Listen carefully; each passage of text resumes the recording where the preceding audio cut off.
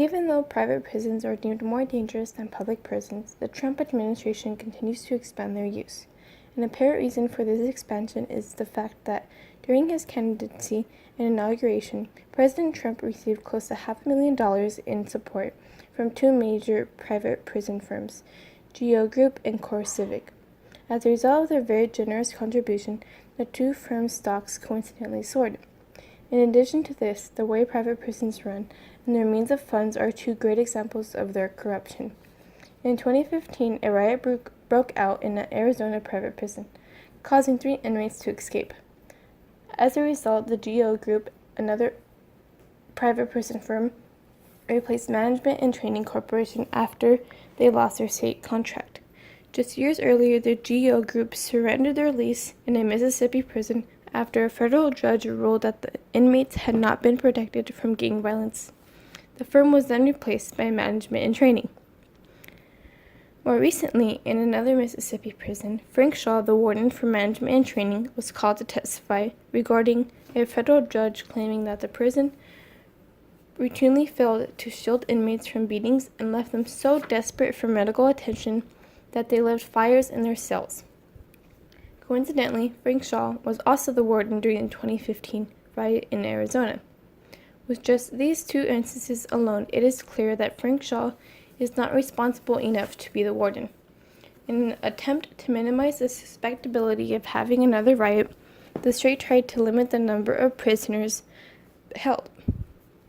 However, Management and Training Corporation claimed that the state was violating its contract that granted them the ability to fill a specific number of beds, and as a result, Arizona had to pay the company $3 million. In addition to the instances that illustrate private prisons as more dangerous than public firms, the way private prisons reallocate money from schools to prisons is fraudulent. For example, in 1988, public universities in New York had their budgets plummet by 29%, while funding for prisons has increased by 76%. As a result, the fees and tuition that students have to pay to attend college dramatically increased, specifically for State University of New York. Tuition and fees rose from $7,319 in 1991 to $11,201 in 1997, taking into account tuition, books, and housing fees.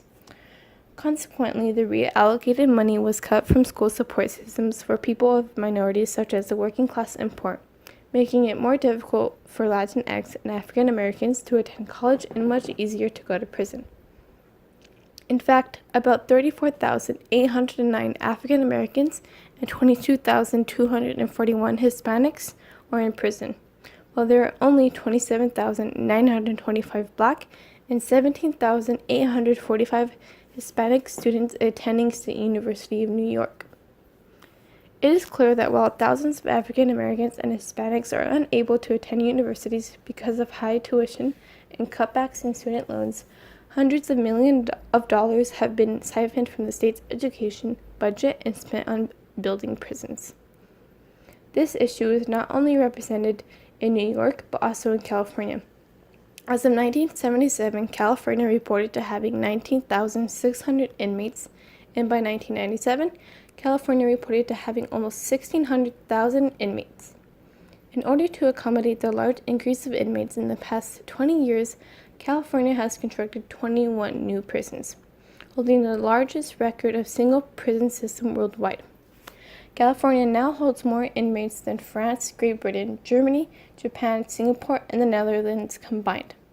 And as a result of the vast number of inmates, it has been estimated that the prisons will need to spend $6.1 billion that could have been spent on education in the next 10 years in order to maintain the present prison population. In fact, due to the 3 strikes you're out law, California is putting away third-time felons for good. It was projected that California would have run out of prison beds by June 2000. Due to the high demand for prisons, corporations such as the Corrections Corporation of America began to invest $100 million to the California City facility without having a state contract to house prisoners based on the sole belief that if we build it, they will come. In support of Davis's idea that private prisons are unethical, the information I have stated previously clearly illustrate this. In the various cases of GEO group and management and training, their lack of management of prisoners illustrates the concept that private prisons are not only working as a means of rehabilitation for prisoners, but as a means for profit. In her book, Freedom is a Constant Struggle, Ferguson in Palestine and the Foundations of a Movement, Angela Davis briefly touches on the idea that private prisons are transitioning into businesses. Davis states that mass incarceration is a strategy to deflect many underlying social problems such as racism, poverty, unemployment, and lack of education, yet have never been seriously addressed by the public. Overall, instead of hiring more prison guards, states need to fund more teachers. Instead of constructing new jails, the state needs to build new classrooms. States need to incorporate more public facilities in order for students to focus on their academic achievement to allow them to prosper, rather than construct methods to trap minorities into the system. With the recent news involving core civic, management and training, and GEO group, it is also illustrated that the world's incarcerated population serves as a fodder for the vast prison industrial complex with global dimensions that profits from strategies designed to hide social problems that have remained unaddressed since the era of slavery.